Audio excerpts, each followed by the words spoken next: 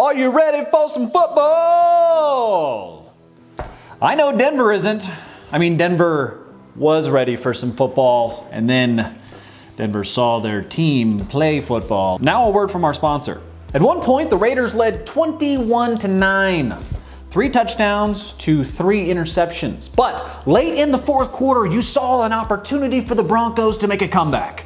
With 12 minutes to go, they were down 15, meaning all they had to do was kick 5 field goals successfully and they were right back in it. That's all you had. It's not that hard. You have Joe Flacco. You have Super Bowl winning quarterback Joe Flacco at your disposal.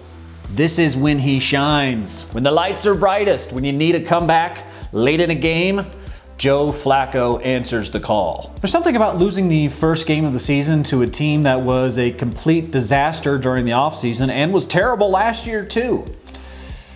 It really puts things into perspective, losing to the Raiders. The perspective of Broncos fans this morning: John Elway is perfect in every way and has never made a mistake. So clearly, this has nothing to do with John Elway or his abilities as GM of the Denver Broncos. This has everything to do with the refs and the Raiders and the... I do get it though. These are all really great players that John Elway selected for this franchise. They just, for one reason or another, seem to not play very well. Not living up to John Elway's standards. That's unacceptable. And you have to hold people accountable when they don't do what you want them to do.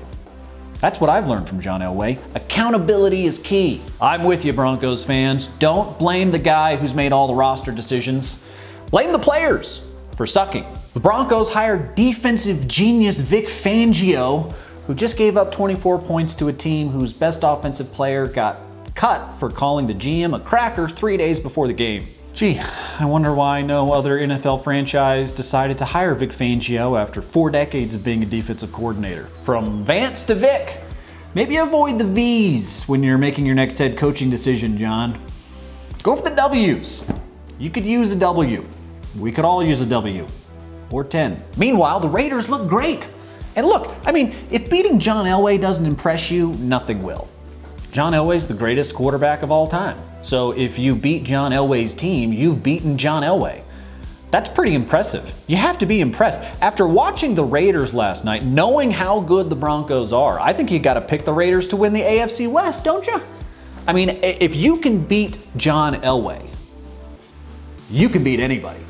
John Elway's the best GM in the league, especially considering that the criteria for being the best GM in the league is being John Elway.